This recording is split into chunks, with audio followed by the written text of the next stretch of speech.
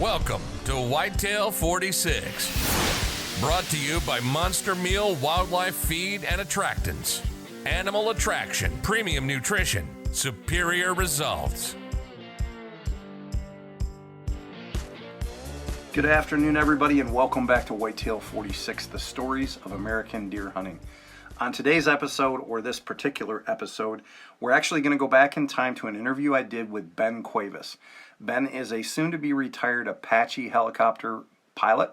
He is a hunter. He does not come by hunting in a traditional manner, and we're going to go through what it's like to be detached from your family and the things you love to do, and how hunting is helping him kind of reintegrate and energize him as he prepares for the next stage of his life, which is retirement. Thanks for tuning in to Whitetail 46, brought to you by Monster Meal Wildlife Feed and Attractants. Hello, everybody, and welcome back to Whitetail 46, the stories of American deer hunters and American deer hunting. It's brought to you by Monster Meal Wildlife Feed and Attractants. We're here today with Ben Cuevas. And if you've listened to any of the other episodes, you might have heard Ben being mentioned. Ben is an active duty Chief Warrant Officer, Apache attack helicopter pilot. He was invited on a hunt with Kansas Farmland Outfitters last year. We met Ben through a mutual contact, through marketing partners, things like that. And Steve and I sat down because we kind of trade out some feed and some kind of research and development, if you will, because we have to test our products everywhere for Monster Meal. So it works well to work with outfitters because they kind of get the litmus test, if you will, because they have to deliver for their clients and they have to grow big deer. They have to retain big deer. But that's kind of a secondary topic. The topic here today is about Ben. Ben has a very unique, interesting story about how he came to be a hunter. And we share a similarity in that we both really did not come from hunting backgrounds. And I'm going to let Ben kind of explain that a little bit. Ben, where did you grow up? So I grew up in Bridgeport, Connecticut. That's my hometown. And so pretty much growing up, my father, typical, worked a couple of jobs. So did my mom. So I fished a few times with some friends, but nothing really serious. And I actually started hunting once I was in the Army. I got stationed in Fort Campbell, Kentucky, and bought myself my first rifle. I had met a friend out there who owned about 90 acres of land, and he invited me to go out. So, I mean, I was just out there in jeans and a hoodie, didn't know any better, and that's when I got out there and got my first deer. I mean, it was pure beginner's luck, no real technique or tactic. It was just me going out there, seeing, if it was something I liked. So this is our mascot, Super Cooper. He is sitting with me tonight, and I think my son just came in the door. So we're going to get some background noise with Cooper. But so really, you start like most of us did. I'll be 50 next month. When I started hunting, kids hunted with hand-me-down guns, hand-me-down clothes. We were just so excited to get to go hunting or fishing. We didn't care who took us. We didn't care whether we had the best equipment. It was just really fun to get out there. Now, much different from you. I grew up in Ilion, New York, a gun town, lots of hunters around me. My father did not hunt, but I had hunters around me. So I was lucky enough to have a mentor, much like you, in that a mentor brought us hunting for the first time.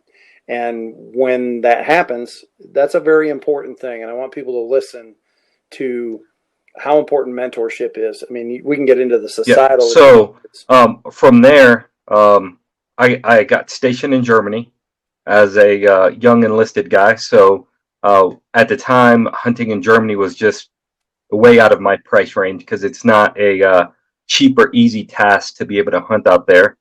And then from Germany, I went to flight school. And then after flight school, I was on the year deploying, year back. So I went, after my first time hunting and getting my first deer, I went 10 years without hunting. So first time I got to hunt again, like really was when I got to New York and I met who I consider to be really my hunting mentor, which was Mike Furia. At the time, he was with Dead Ringer. Um, I just ran into him at the PX. Dead Ringer was just starting with their shotgun sights, and I just told him I had never hunted a turkey, and he was like, you know what? He was like, send me an email, and I'll call in a turkey for you. And people usually say things to say things, but I sent him an email and he followed through with it, and he called in my first turkey, and then from there we just became great friends. Also, when I got to Fort Drum, New York, that's when I bought my first bow. I watched a couple YouTube videos and figured out how to shoot, and then that right there is where, like, I truly and honestly became addicted to hunting. Was once I started archery hunting. Um, If we can back up, in that 10 years that you did not hunt, was it mhm. that you didn't have an opportunity to hunt again? Or it was kind of always a drive that you wanted to explore, you just didn't have the time because of your deployments and where you were? Yeah, so it was actually, trying to think. So I got to Germany in '98. Actually, it was longer than 10 years. So a lot of it was just not being able to. So I was in Germany for 2 years and couldn't do it there. And then flight school, that was all time consuming. And then, so I always had the desire to go back out and hunt. But then, once, once I, was stationed in, Hunter Army Airfield, I was deploying every other year. And by then I started having a family. So after being gone anywhere between 12 to 15 months, when I would come back, I would either miss the season or I would get back right as the season was going. But it was hard for me to get away with, the fact that my kids hadn't seen me in 12 to 15 months. So, I didn't find it fair to be like, hey, daddy's home now. I'm going to spend the next 2 weeks in the woods trying to shoot a hog or a deer. So it was, I just didn't have the time, and there was different priorities, but I always had that desire to get back out there and hunt. Because And that is really the crux of what I want to. It leads us into the story that really intrigued me about Ben Cuevas is and other people like you, is that there's a lot of people that have a natural innate desire to at least explore the concept of hunting, and they just don't find the opportunity because it seems so daunting. And you've had a couple great mentors. I know Mike personally. Mike is a great guy. He is the most high energy and stereotypical New York high energy Italian guy yeah, I've ever met. He's a great guy. But through it all, voluntarily, and we bring this up in another podcast where I'm talking with some other people, that the thing that inspires me so much about you and Master Sergeant retired Del Rodriguez, who was on the hunt with you out in Kansas, is that if we all had to stop and think about putting your life on hold, you guys served in a unique time of deployment in that the length of time that you were deployed was long. Comparatively in U.S. history, we have not had soldiers that have been active that long. And in that activation, we remember the things like, you're away from your family, you're away from your country, you miss holidays, you miss this, you miss that. But you also completely voluntarily disengage from the passions that kind of drive you in your off time. And so when we got an opportunity to kind of give back a little bit when Steve came up with the idea, I just thought it was a phenomenal idea because here, you're still actively engaged. Literally at a moment's notice, things can change in your life because of what you do. And we don't really need to dig into that. We can, if you want to talk about how that translates, but this is more about how Ben Cuevas became a hunter. And I want other people to understand, and that, there are people out there, and some of us are those people that we haven't really had an opportunity. So look around you because opportunity is everywhere is what one of my high school teachers used to tell me. And it's absolutely true. Ben, you and I met through a marketing agency, kind of happenstance. It was a funny little thing where a company came up for sale and you were interested in, your transition ideally would include some sort of outdoor attachment. That's how passionate you are about this. Is that correct? That is correct. So I actually submitted my retirement paperwork last month. So hopefully here in about 10 and a half months, I will be retired. But yeah, that was the ideal retirement plan, was to retire and do something in the industry. It's become like, I don't know, if you ask the wife, probably more of a obsession than a passion. But it's a welcome change. So I know, even with talking with Dell and just talking with other people who do what we do, we at all of us at some level are damaged goods. So it's kind of finding that activity of those places where you could just let your guard down, let your mind relax, and just take that deep breath. And that's what hunting is for me. Just being out there in nature, the silence, the solitude. And then when you factor in things like the camaraderie of deer camp, or going out there with hunting with my kids, it's that's my happy place. And it goes back to that saying, find a job you love and you'll never work a day in your life. And that's kind of and part of that inspiration is a guy like Chase, who had a good job making a lot of money, but it wasn't his passion, and he left that to start his own company in marketing for outdoor goods, and became successful at it. But he rolled the dice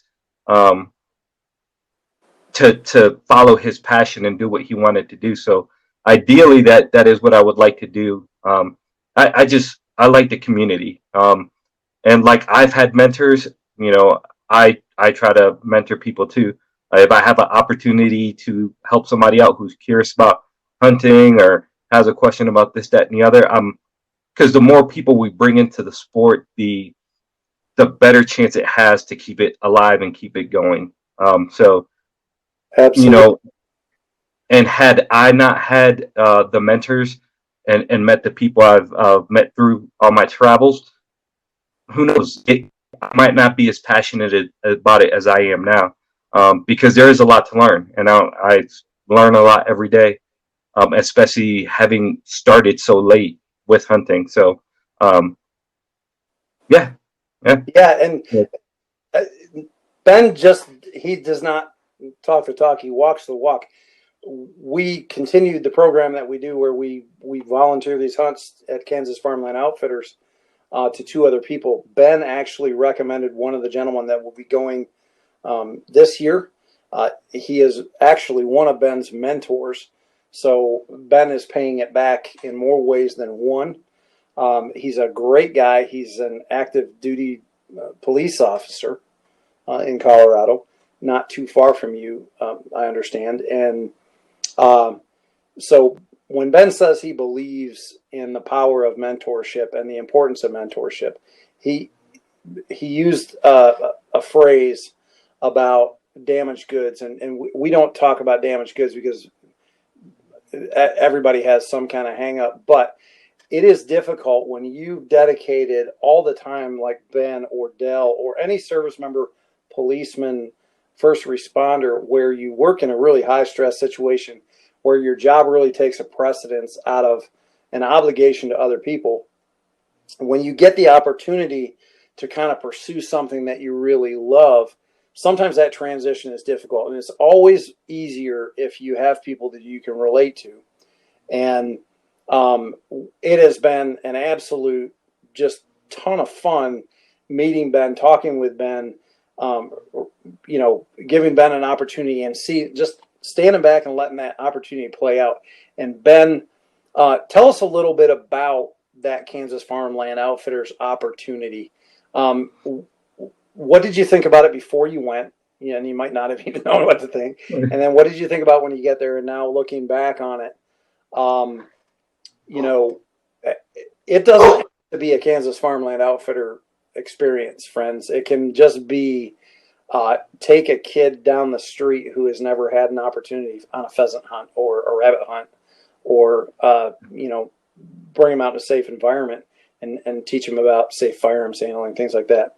But Yeah. give us just kind of the rundown on the Kansas Farmland Outfitters experience that you had. So, like I said, I wasn't sure what to expect because I had never gone through an outfitter before.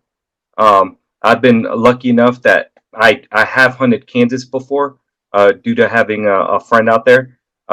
So I usually go hunting with the scent crusher guys out in Kansas. So I had been to Kansas previously. However, I had never been through an outfitter, so I wasn't sure what to expect. Or at the time I didn't know Dell, and probably the best part of the hunt, the aspect I enjoyed the most was actually being in camp with Dell. And the reason is him and I just started talking, and it turns out while we were in Iraq at the same time, and while he was on the ground, I was actually flying over him, supporting him.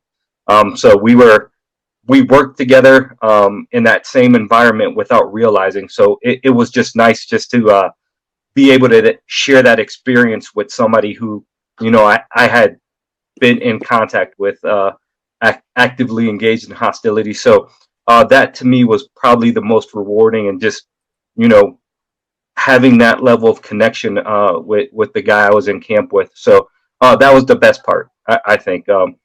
But overall, the camaraderie, like meeting Brian and everything else, it was a great experience. Unfortunately, I tagged out a little too early on that first day, so my hunting but ended kind of quickly. But besides that, I mean, it was just great being out there. Steve runs a very professional operation out there, so the stands were on point. He knew what was going to be there when, and put us where we needed to be. Yeah, So you brought up that you have an industry contact already in Dan Drake. Dan is a very good guy. He is the owner of Scent Crusher.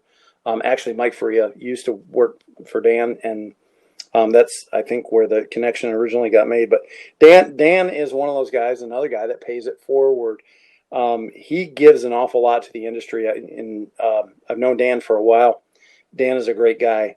So the opportunities that this industry provides are great. And some of the people, Brian, you mentioned Brian, he's talking about Brian Smith from Stubbs Media. He also owns Above the Game. You can go to Above the Game and actually see Ben's hunt. You can watch the short version of it on the ATG page. It's not a really long, not really long, just because of the format. And I would challenge Ben in that. Ben killed a very unique deer when he was there. It also happened to be one of the first deer you saw with antlers, correct? correct. So sometimes things just happen, and that is, Whitetail 46 is about the stories of American deer hunting, and what I want people to take away from the Ben Cuevas KFO story is some things just happen, and that's what makes hunting great. I think I would lose something personally if I planned the execution of every deer, kind of like you see it on TV sometimes, in that, they've got trail cam photos. They know he's coming out at 4:32 on a full moon every Tuesday when the wind's blowing out of this direction, and they just kill it. That's a little clinical for me, because one, I'm just not that good a hunter, so it never seems to work that way. Number two, it degrades the experience of you were in a. Now you sat with Brian, Yeah, and yeah, because his compadre Quentin was there too. You sat with Brian. The deer came out. There was a question as to what it was, and we told you from day one. Listen, this is your hunt. Make it whatever you want. You killed the deer, and the deer was a piebald, which I've never seen a live piebald in the woods. So that's a unique experience. And You say you tagged out a little too early, but I would say, hey, you know what, the right deer was right there, um, Yeah. and that's hunting, and that's awesome. I'm trying to tie a lot of things together. We could do 3 podcasts with Ben just because Ben's story is so interesting, um, and Ben is very interesting in that. You also brought a partner with you when you went on that KFO hunt. Yep. My Your dog, dog. Diana. And you enjoyed a couple of days of waterfowl hunting while you were there. Correct. So I did that through KFO, and actually Dan Drake went out with me on the first day, and that was ridiculous. So we had pretty much limited out on mallards in like 3 hours of the morning. So I mean, it was a pretty ridiculous, like one in a lifetime hunt, and it was actually my dog's first time hunting with me. So I had got her trained while I was deployed. She spent 2 or 3 months training and getting certified as a pointer retriever, and that was my first time actually being able to take her out and hunt. So that was a great experience also. But kind of like the one thing that stands out to me about this whole experience and just like the industry overall, it's I feel pretty lucky. Like I said, I just met Mike Furia randomly, at the PX and started talking. And then through him, I worked a couple shows while I was in Germany in Ewa with Dead Ringer. And that's when I met Chase. I met Dan. And I mean, any of these guys could have easily walked away and not paid me any mind or given me the time of day. And we've become friends. So it's a very welcoming community, especially because everybody's passionate about the outdoors and hunting and the camaraderie involved. And, it's just, if somebody shows that interest, it's almost like an honor to be able to be the one to introduce them to the sport. That's how I feel when somebody asks me about it and they want to talk about it. So that's kind of the standout, like how welcoming the community was. Cause, here I'm this city kid that doesn't know anything about hunting. And it's like, Mike Fuhrer, hey, I'll call in your first turkey for you. And then I've hunted whitetail with him, and then met Dan Drake, and he invited me out to the Scent Crusher Ranch. Like, hey, do you want to hunt Kansas? And then I've gone to Chase's farm in Iowa, and I've hunted turkey out there. So that's like one of the standout things to me is just how welcoming the community is. Yeah, I mean, when you look at all the people that were involved with this whole thing, and the opportunities you've been given, I will say there was no monetary remuneration from Dan Drake, Mike Faria, Chase Rolfson, Brian Smith, Quentin Sturm. None of them got anything other than they got to go and experience this particular hunt. And in a few cases, like Mike and Dan, multiple occasions. And I would agree with you in that one of the things that really, I've made my living in the outdoor industry. Now I'm kind of balanced between my 2 core means of livelihood, which is agriculture and the outdoors, working for Tennessee Farmers Cooperative. And one of the things that is just great to me is that agricultural people, rural people, and hunters and fishermen will give back more. And they don't even think about it. It's not like this contrived thing where they have to sit down with any justification. It's just, hey, man, if you want to go, you want to go. And all too often, I think we hear way too much about the competitive nature of neighbors hunting and this is my buck or, stuff like that. But the reality is the vast majority of people that go out there and the vast majority of people that are truly engaged in this industry are good giving people. There's some bad apples, sure. They rise to the top, and the outdoor industry is really quick to point them out. They do not let people get away with a lot in this industry. There are some people that have, but overall, I've been blessed to meet a lot of the same people that you have, and those people have been very generous to a lot of people, not just uh, you, but a lot of people. But the way that they've treated you is more the norm than a lot of other societal norms, and that makes me proud to be part of an industry that does think that way.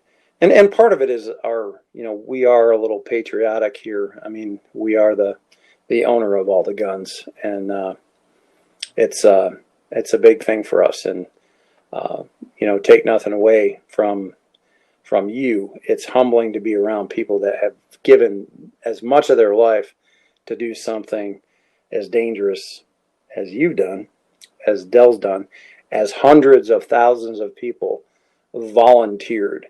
So, I always look at it as, how selfish would I be if I had an opportunity and I didn't try to help somebody that has given 20 years of their life to protecting what I hold dear. And so that, I just need to say thank you, Ben, because you live that every single day. But let's get back on the hunting topic. I saw you were shooting your bow the other day. Yeah. So so in February I had a pretty significant surgery on my shoulder. They thought it was just a torn labrum, and once they got in there and scoped my whole shoulder, I had a hole in the top of my rotator cuff, and I had a torn subscapularis and arthritis in my AC joint. So they ended up cutting my subscapularis, my supraspinatus, and my bicep tendon, re-anchoring them, and then they shaved down my clavicle and my acromion process to get rid of the arthritis. So yeah, I was unsure whether or not I was going to be able to bow hunt this year. But recovery has actually gone pretty well, even with the COVID. That pretty much I had 1 month of physical therapy, and then all my appointments got canceled. So I've just been at home doing the recovery as best I can on my own. So it's worked out well. It was 6 to 9 months recovery, and it looks like right now I'm going to be right at the 6 month mark to get the thumbs up fully recovered. So it was I got a little emotional, slinging that first arrow. So I ordered some new limbs for one of my bows to lower the draw weight a little bit. And yeah, shot my first arrow. What was it? Tuesday. So it felt pretty good. It felt pretty good to be able to do that again. So, quick question: bow hunting or gun hunting? What's your favorite? Honestly, bow hunting. It's just a different experience. So when I was in Germany, when I was out there for 3 years, you cannot bow hunt in Germany. It's illegal. So it was a lot of rifle hunting, and while I enjoyed it, it's a different range of emotions. I think bow hunting is a lot more intense, the emotional roller coaster that you experience. So that is like truly what draws me in. So yeah. I love hunting in general, but if I have a choice, rifle or bow, I'll probably take the bow. Who would think that an Apache helicopter pilot was an adrenaline junkie? So you live in Colorado now, so that gives you access to all kinds of things. Earlier on this year, you talked about turkey hunting in Colorado, and you've elk hunted before. Yep. You've killed whitetail deer. Mm-hmm. You started on, we'll just call it small game, the general category. Yeah. That I chuckled when you sent me the picture of your first bow kill, because it really is. It sends me back to when I was a kid. When I was a kid, basically pigeons, sparrows, chipmunks, red squirrels, woodchucks. They were the things you could hunt, pretty much whenever you wanted to on the farm. And so they were the targets of opportunity. And a hunter's heart is a hunter's heart. And, when you get something like that, my father didn't understand it. He was not a hunter. He believed that you could raise food so you didn't have to go kill it. He just did not have the drive for whatever reason. It's not right or it's not wrong. But I had to drive, and I was that kid. And then I remember you sending me the picture. The very first thing you killed, you didn't even send it to me. I think you posted on like Bow Hunters of America or something like that. And I laughed out loud, and I'm thinking, oh my goodness. But it really shows that, to me, hunting is either a natural instinct or it's not. I mean, you did not grow up in the hotbed of a hunting community by any means. Whereas I grew up in upstate New York, which is all dairy farms and timber. Everybody hunts where I live. It's part of the culture. So it's a little different. And I never really thought about the advantage that I have in that, I didn't have to walk 4 doors down before I met somebody who hunted. And my neighbors hunted. And that was how I got exposed. My father worked for Remington Arms, and he got some guys to get me out there because he was just not that guy. But you mentioned camaraderie, and camaraderie in hunting. As I age, it's a whole different thing. I kind of chuckle in that. When I was a young guy, hunting was a competitive sport. Now that I've experienced a lot, I've been very blessed. I'm a lot less selfish about it. And of course, it's always easier to be less selfish when you've experienced it. But honestly, the best things in my year revolve around hunting with someone else. Do you have a favorite hunting partner, or is that just not evolved because you don't have a lot of time? I don't think it's evolved because I've hunted with different people. I would say there's definitely individuals who stand out. Like I said, Mike Furia. I keep mentioning him because not only was he my mentor, but before I went on this last deployment, my kids were finally old enough to hunt, and I got them out to hunt turkey because that was the only thing that was going to be in season before I left. And this is when Mike was still with Scent Crusher.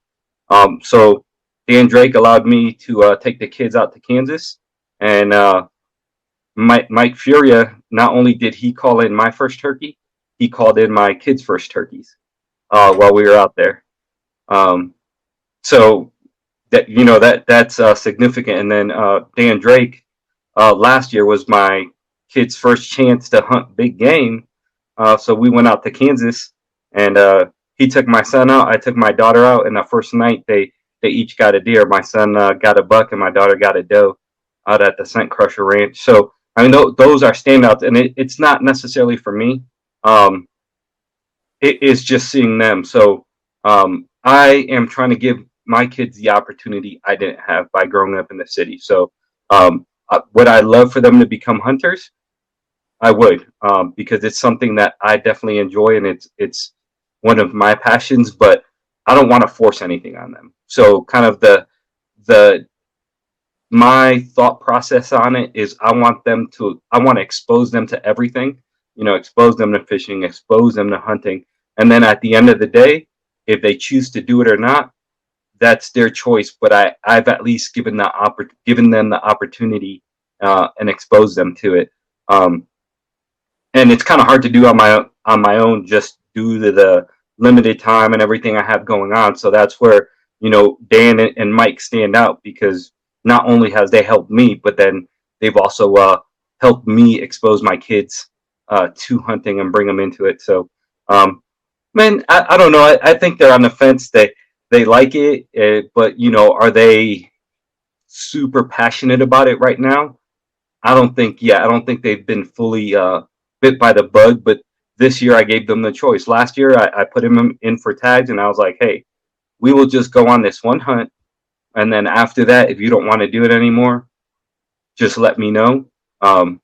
But just go on this one hunt for me. And then this year, when it came time to put in for the lottery, for not only for Colorado tags but for Kansas tags, I asked them, I was like, do you want me to put you guys in for tags? And they're like, yeah, we'll go, we'll do it. So that makes me happy. And I just hope that it just keeps building, and it becomes a passion for them also. But at the end of the day, I think I owe it to them to expose them to everything, so they have a well-rounded, view of the world and everything out there, not just what they see on YouTube and everything else. And they get to experience the outdoors and, and sit out there with nature and the solitude and the peacefulness and everything else. So, we'll just, only time will tell if they pursue it actively. But I think as a dad, just making an effort to expose them to it and showing them, I think it's a duty. I feel.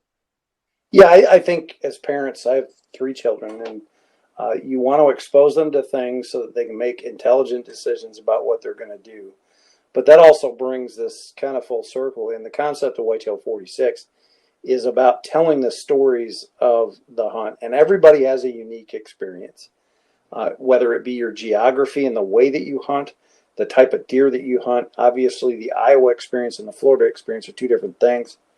You live in Colorado, you have more than just whitetail deer to hunt. And Yeah. whitetails are pretty scarce, and they're kind of everybody out there is kind of muley crazy.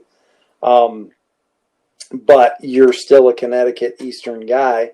You Yeah. and I talked about, in your retirement, you're thinking about moving back east, which is counterintuitive to me. I'm just kidding with you, but it's like, because I'd love to move west, but families keep you where you are. But yes, it is so important, and because that is the story of whitetail deer hunting in America, and that no matter who you're talking to, whether it be an industry icon or the guy that just hunts 2 weekends a year with his buddies, it's the stories that make the memories, and they become the real trophies. Because at the end of the day, the buck is a very personal experience, or the doe. The animal is a very personal experience for the user, but the experience of participation is so important. And I don't know any hunter that can't sit down with another hunter and not just enjoy listening to the stories, which is why we wanted to start 46 as a concept, just to tell stories and talk about stories that you don't read about in magazines or you may not have ever thought about. We're going to do some kind of really, fringy deer hunting methods, hunting with dogs. It's a dying tradition on the East Coast, Virginia, the Carolinas, but we're going to tackle that one. We may even do a live Facebook with that, your story, your hunting story was inspiring to me once we met, because as I got to thinking about it, I've been blessed in that I've had phenomenal opportunities throughout my life. My handicap in accessing hunting was small compared to yours, in that I had people that could take me hunting, but you've had some phenomenal experiences. Your story is awesome. Your personal story is even better. I mean, people can check that out too. But this is Whitetail 46 and we're talking about hunting. So, if we can wrap this up, if there's anything you want to say to somebody about the concept of 46, which is, what is the story? What do you want people to know about the story about Ben Cuevas and his hunting career? So I would say, just for me, it's never too late to get started. Because like I said, growing up as a city boy, did I ever think I would be a hunter or this passionate about hunting? Not at all. So and what I would tell anybody is, if you're curious about it, find a hunter and ask him. And it's not just in the U.S. So I've had the unique experience of being stationed in Germany, and this time I hunted out there. So I went through the whole 3 months of the hunter safety education out there. I got my yak shine, and then me and a couple of the guys I worked with got into a hunting revere, which is a hunting lease, and we were the only 3 Americans on this hunting lease with all Germans. So it's a universal passion, and I got to experience a whole different way of hunting, because the way they hunt out there is completely different. And then in the fall they have their drive hunts where they use dogs and beaters, and everything else. So it's very different than what you experience in the U.S. And I've built lifelong friends, but it's just interesting that, even even though different styles of hunting, complete different cultures, uh, the one common ground was hunting. So going out there and getting with other hunters, whether they were Germans or Romanians or wherever they were from, it was just that like instant bond where it's like, oh, you're a hunter, and then you would start talking. So um, it's a unique community, it's a unique experience. So what I would tell anybody, just based on my hunting experience, it's never too late, um, and it's definitely worth a try. Um, and if you're not sure how to get started or where to go, just if you know somebody who hunts, just ask, and I can almost guarantee they will be more than happy to take you along and talk to you about it and show you some of the ropes. So that's probably the best piece of advice I could give anybody. Now, you brought up something there. You went through a 3-month hunter education. Yes. My sister used to live in Finland, and the requirement for getting a hunting license in Finland is rigorous. We complain that we have to take a whole Saturday to go get our bow hunter education card, and you spent 3 months being certified Yes. to hunt in the state in the country of Germany. Yes, and it's actually, we got the short version due to the status of forces agreement. We only went through a 3-month course, but a typical German um, that wants to start hunting, it takes them close to a year of hunter education, and it costs them about close to 2,000 euros to complete that hunter education. So luckily, due to that status of forces agreement, we get kind of the abbreviated version. So it consists for 3 months. You go twice a week and every weekend. So not only do you get hunter safety, but it's also game recognition. All the terms used for the different game. Uh, like when you're just talking about pigs, you have the Bacas, you have the Kylers, and then depending on their age, or if it's the lead sow, and then there's weapons qualification. So you have to prove that you can shoot um, both pistol, rifle, and shotgun. So there's weapons qualifications involved in it. So it's a lengthy process compared to the U.S. where it's just one weekend and here you go. So yeah, and like I said, it's based on their laws and everything. It's not a cheap hobby. If you're not passionate about it, you're probably not going to pursue hunting in Germany. Yeah, and you pretty much have to be pretty well heeled too. It's access is very limited. I mean, one of the things, the whitetail deer is such an iconic species for one reason. There's 46 states. That's where we came up with the name Whitetail 46. There's 46 states where you can legally tag a whitetail. And now, admittedly, there's some fringe states, like there might be a whitetail that's legal on a deer tag that walks into the state of Utah, and therefore you could kill it. But you have deep hunting traditions in Michigan, upstate New York, Minnesota, Wisconsin, Pennsylvania. Then you have relatively new hunting opportunities in the upper Midwest where they haven't been hunting deer for generations. And then you have whitetail expansion. There's some giant whitetails in eastern Colorado.